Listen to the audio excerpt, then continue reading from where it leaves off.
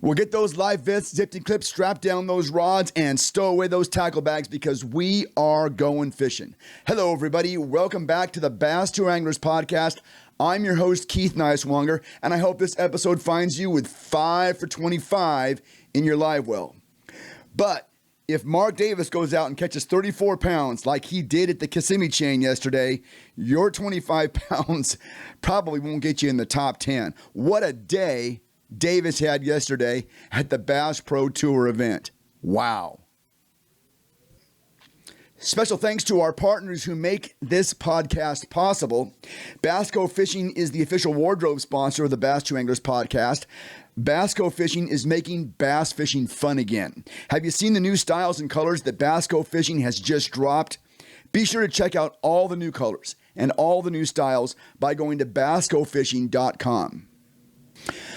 Of course, you know by now that we are the Western representatives for Duckett Fishing, pro-driven rods, reels, and baits. You know these guys, strongest pro staff in all professional tournament fishing.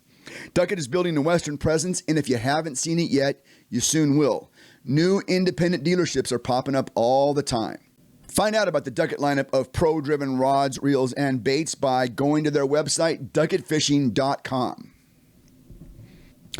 Ladies and gentlemen, we'd like to introduce you to our newest podcast partner. Bait Pop is a forward-facing live electronics intensifier. Rub a little on your favorite bait and watch it pop on your electronic screen. Brought to you by the folks at the Original Fish Formula. Check out Bait Pop by going to theoriginalfishformula.com. Today we have Major League Fishing Tackle Warehouse Pro Tyler Stewart on the podcast. But first, if you like the content we produce on this channel, please hit the subscribe button. Tell them, Larry. Get her done. Like this video. Leave us a comment if you're not afraid. We are building our viewership, and your follows mean a lot to us. We'd also like to remind you to check out the Bass Tour Anglers podcast Angler of the Year race by going to our website, basstouranglers.com.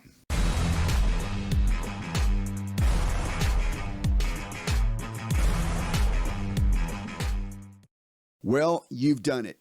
You went out and invested in a forward-facing sonar unit so you can finally see what you've only been able to imagine in the past. You can see the fish swimming around down there. Now it's time to see your bait. Introducing Bait Pop, a forward-facing sonar intensifier. Simply rub some Bait Pop on your lure and watch that signal pop on your live electronic screen.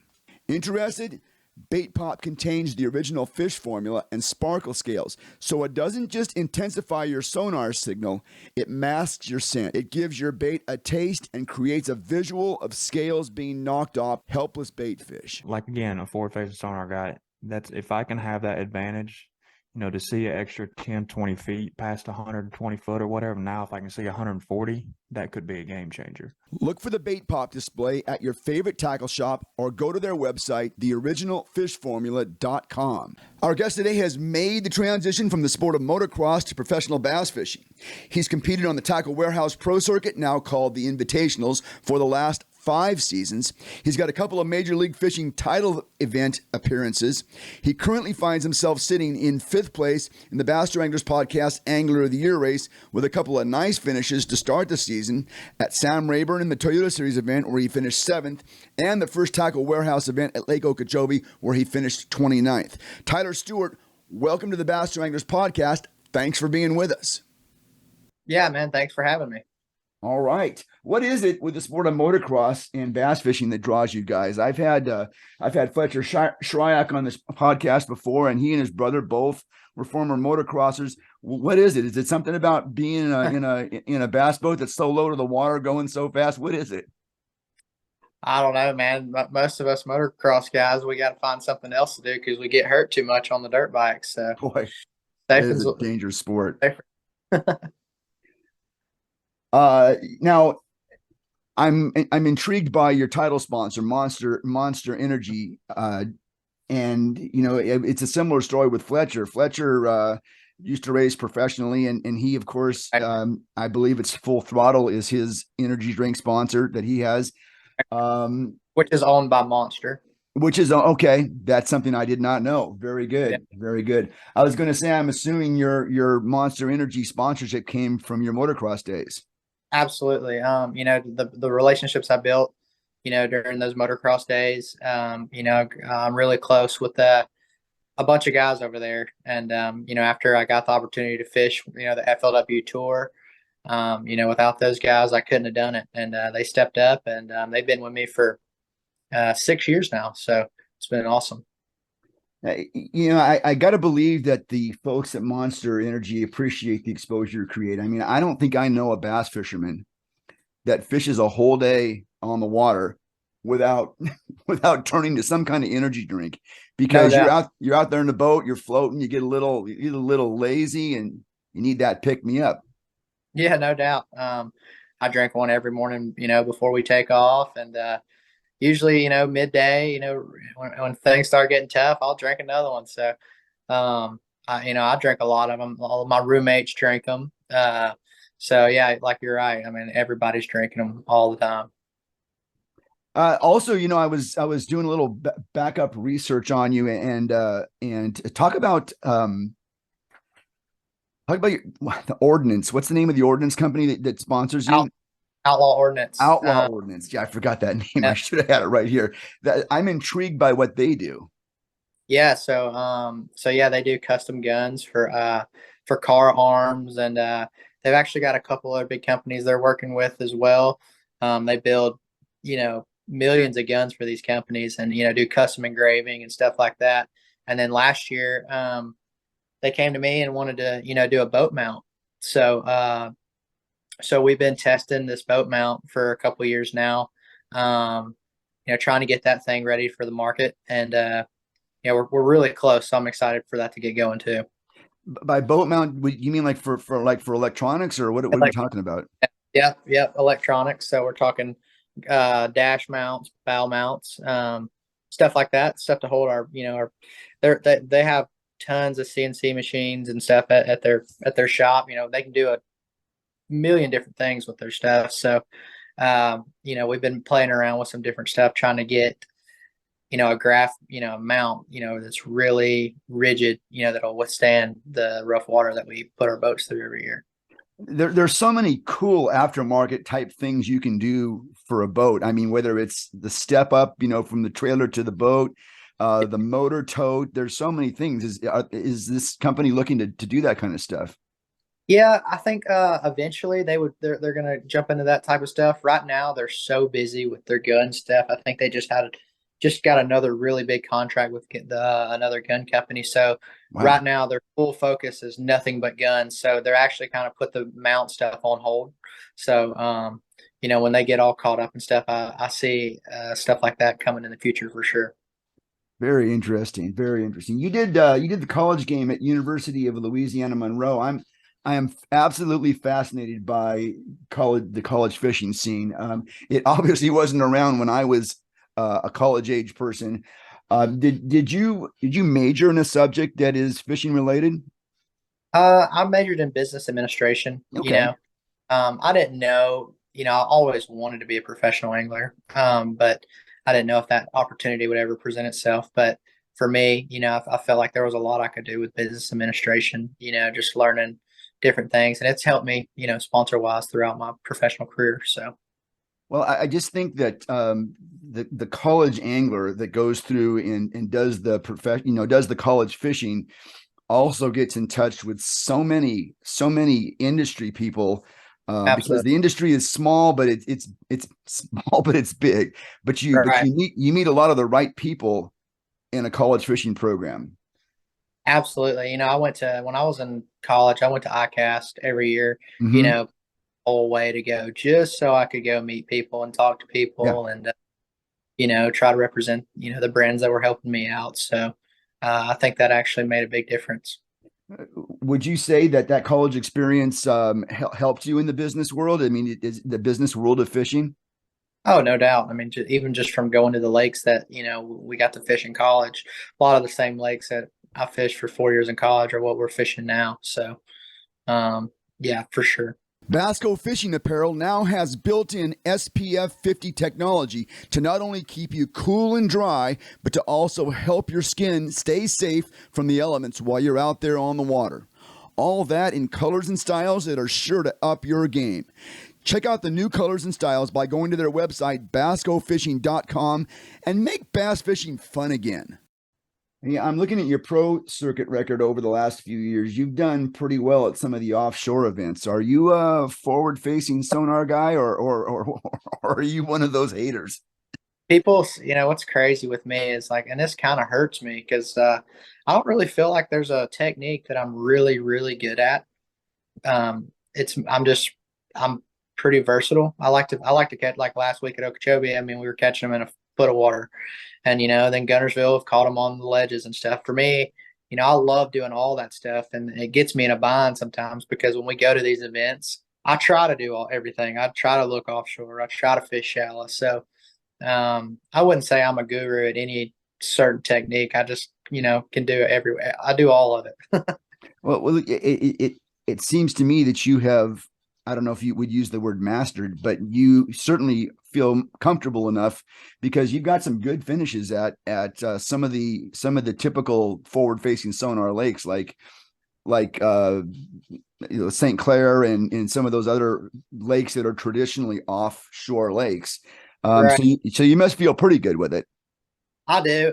When the forward facing sonar came out and the craze started happening, I saw that I needed to learn that and be as good as I could at it. And I spent 2 off seasons doing nothing but forward sonar. Like no matter where the fish were, I went out there and I would bring a jerk bait, Alabama rig, swim bait, typical forward facing sonar baits, and I would do nothing but that for like the last 3 off seasons while I was home. So I'm pretty familiar with it. I actually went out this morning and me and one of my friends from college who I fished in college with, and we on forward sonar, which was cool. So I love doing it. It's fun. But it's burnt me a few times too. I mean, there's times where you can catch a bunch of them out there doing that, but they might, the big ones might be shallow or vice versa. So, yeah, I find myself getting very caught up in looking at the fish and not always catching them. I mean, but I feel like it has really unlocked a world for me that I've always only imagined, and it's like I said, sometimes I probably look at it too much, but it's pretty fascinating. well, you see guys like Tyler Stewart, he's on Okeechobee right now, catching them Exactly. on. I mean, at Okeechobee, there's actually a few guys that I know that caught them in our event on the forward sonar, catching them on a jerk bait and stuff, which is it's crazy. I mean, there's obviously, they're not fishing in the super thick, shallow grass, but just to think that forward facing sonar is going to probably win an event on Okeechobee this year is crazy to me. That is pretty amazing. I've got that on the other screen as we speak here. You got a 7th place at the Toyota Series event at Sam Rayburn. How did you catch your fish in that event? All forward sonar, every one of them. Cool. Actually, throwing a Alabama rig. I caught a 9-pounder that second day on an Alabama rig that kind of saved my tournament. But I was throwing a football jig some too. I had a couple places where they were on the bottom, but I was mainly chasing suspended fish that entire event.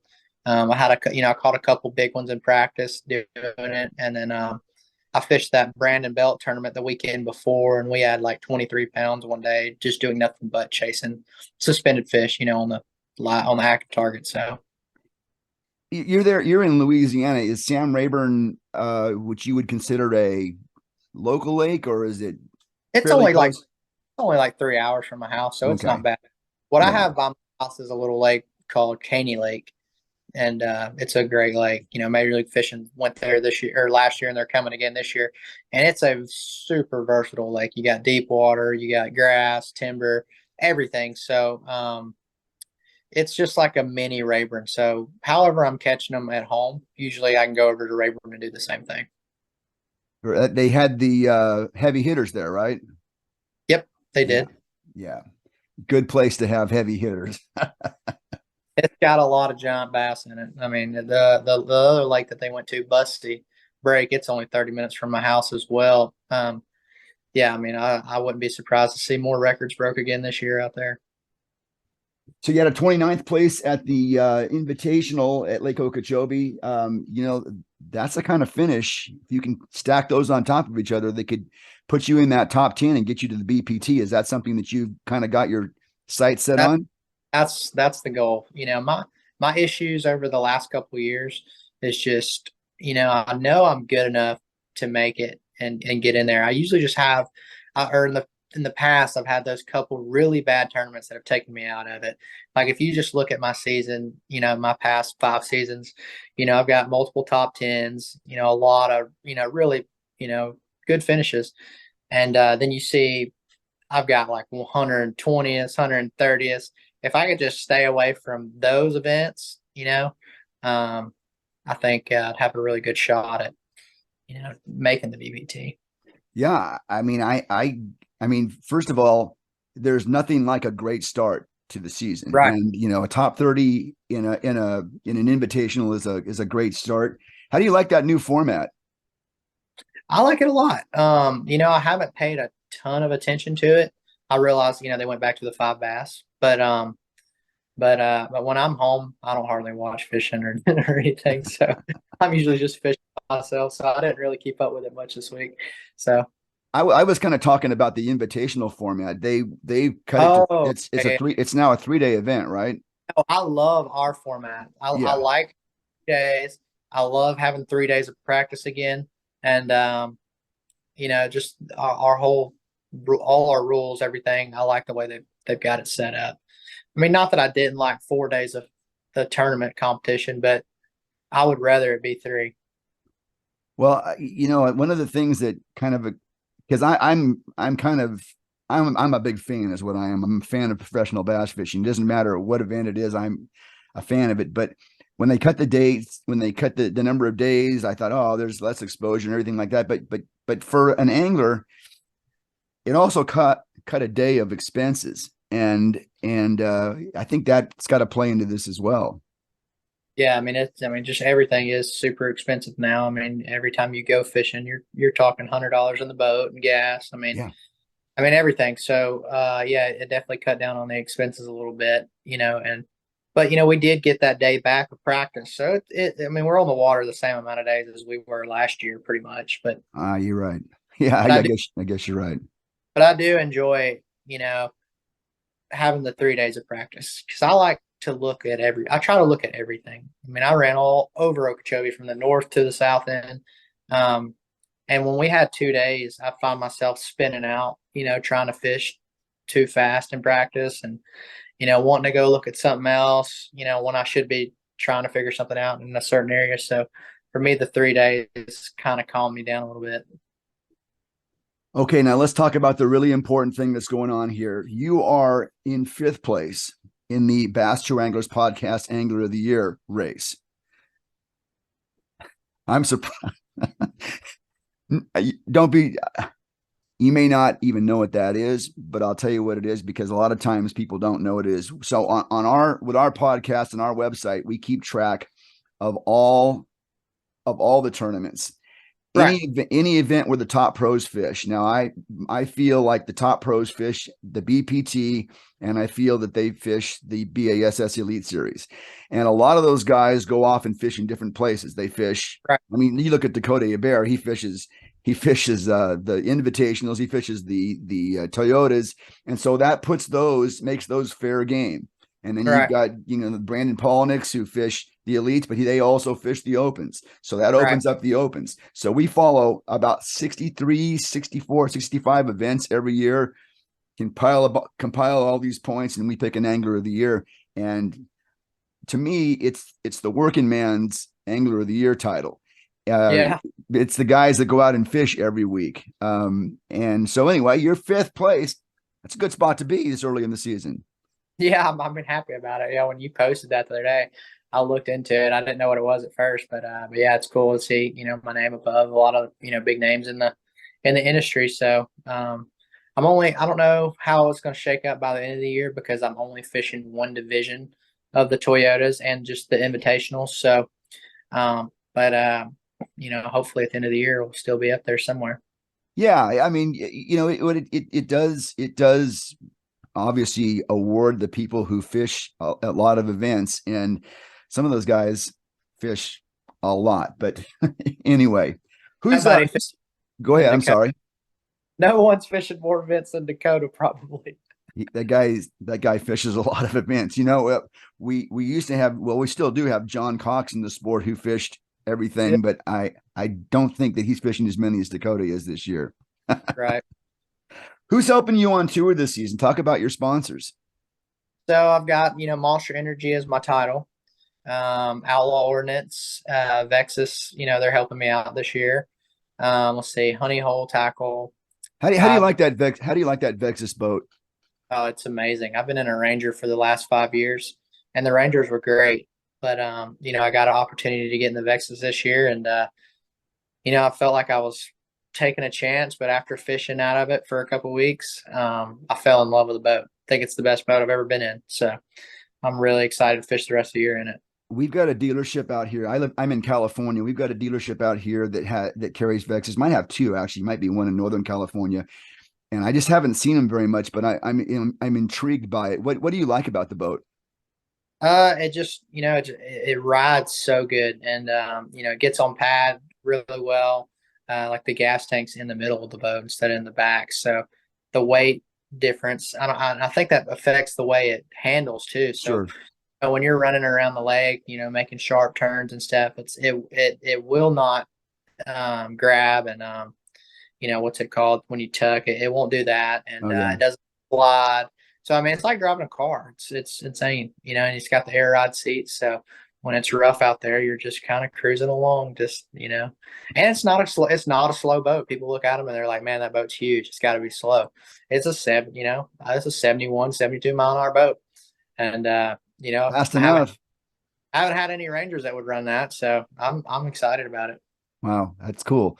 Always wanted to know. I always want to know about that. When I hear that name, I want to know more about those boats because I just haven't seen a whole lot of them. I heard a lot about them, but I've not seen too many of them, at least out here where I am.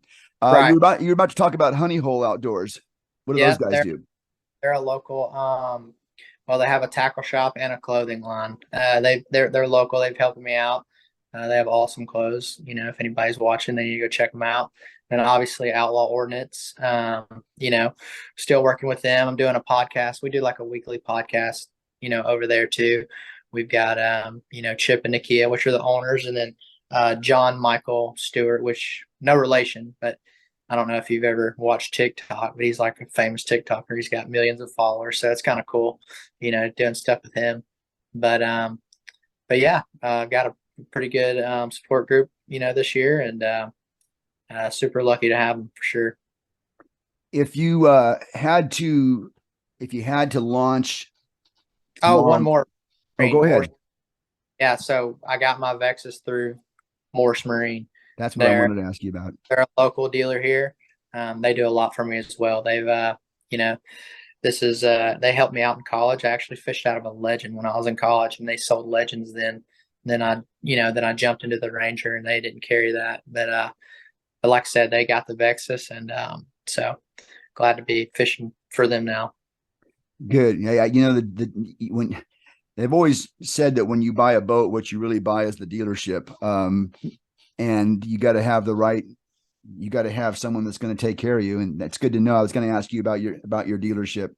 I was going to say if you're going to launch tomorrow morning, on the local pond where you live, Mhm. what's the rod setup? What are the baits? What are you going to be fishing? For me, I've got probably gonna go fish some grass, in some staging areas. A lot of the fish are getting ready to pull up here. The water's in the high 50s, so they're staging in the hydrill and stuff. I've got this one rod I use a lot of baits on. It's called a Favorite Hex, and it's a medium heavy 7.5. And I like to throw a chatterbait and a rattle trap on that rod. It's a super versatile rod. I throw it 90% of the time this time of the year when I'm, throwing reaction baits, ripping stuff out of the grass. It's just long enough to where, you can rip stuff out of the grass, but just limber enough too where you're not jumping all the fish off when when they come up. Yeah. Yeah. What's next on the schedule for you? Where are you headed next? Next week we go to Clark's Hill, and it's in South Carolina. I think half of it's in Georgia and half of it's in South Carolina. So I think it's a blueback heron lake. So I see I don't know what the weather's like over there right now. Obviously, if it warms up, I'm sure a lot of fish will be pulling up. But I'm really hoping that I can catch them on forward-facing sonar there. It's kind of what I want to do. Spotted bass or largemouth? They have some spots, but it's dominant. The largemouth are definitely dominant in that lake. How do you approach that if you are targeting spots versus largemouth? I think in my fishing sometimes it just happens, but I mean, are you fishing the same kind of techniques, or are you fishing any differently when you're targeting largemouth over spots? I'm fishing pretty much the same. I've seen on like those highland reservoirs and like super clear bodies of water, most of them kind of act the same. They're going to be around bait, chasing bait, or, when they move up to spawn, they get on similar stuff. So I don't really target them any different than, I would one or the other. That's interesting. I mean, obviously if you were going to fish shallow, it might be a different thing, but out there in the forward, in the offshore stuff, it's pretty much whatever comes Right. along, right? Right. Absolutely. Yeah. I mean, I've seen, largemouth suspended over 50, 60 foot of water, and you'd think they wouldn't be out that far. But I mean, it's crazy. The forward facing sonar has shown me so much. Like you just go out in the middle of the lake, in the middle of nowhere, and just troll around, and you'll see one just swimming around, throw over there and catch it. It's just crazy. So do you think that largemouth are as easy to catch as spots when they're suspended? In other words, to me, I feel like spots are sometimes even better to catch when they're suspended. I think more aggressive. The largemouth are pretty aggressive too when they're on bait, but you get a lot of followers, especially the big ones. Like they'll follow you all the way to the boat and turn around. So from my experience, the spots are a little more aggressive, a little easier to catch. Like, if you're just say you throw up 5 spots, you're probably going to catch 3 of them. You might catch out of the 5 largemouth you throw at. When you're fishing forward-facing sonar, are you a bigger fan of say suspending jerk baits, or are you a bigger fan of small swim baits? What I like small swim bait a little better, just because it's just easier to control. Especially in the wind. Hardly ever is it dead slick calm out there where you can even throw a jerk bait real good. Yeah. A lot of guys are really good with the jerk bait on the forward facing sonar. For me, I've caught them on it. Don't get me wrong, but I have better luck on a swim bait for sure. All right, Tyler, I appreciate you spending some time with us today. These interviews typically go about 20 minutes, and because sometimes viewers don't have the attention spans to go much longer than that. But I appreciate you taking your time to be with us today, and look forward to watching you on in the upcoming events. Yeah, I appreciate you calling, and it was good meeting you. All right. Take care, and good luck to you the rest of the season. All right. Thank you. See ya. All right. Tyler Stewart is making his way through the professional bass fishing levels. He is the prototypical grinder. He has to be his own professional agent, his own social media manager, his own marketing director, and he's got to go out and catch those little green fish consistently to help himself stay in the game. He's off to a good start in 2023, and we will see where this season takes him. Well, folks, that's going to do it for this episode of the Bass to Anglers podcast. Thanks for being with us. Please remember to hit the subscribe button. Get her done. Until next time, keep both hands on the wheel. Keep those live vests zipped and clipped. Be safe, and we'll talk to you again very soon.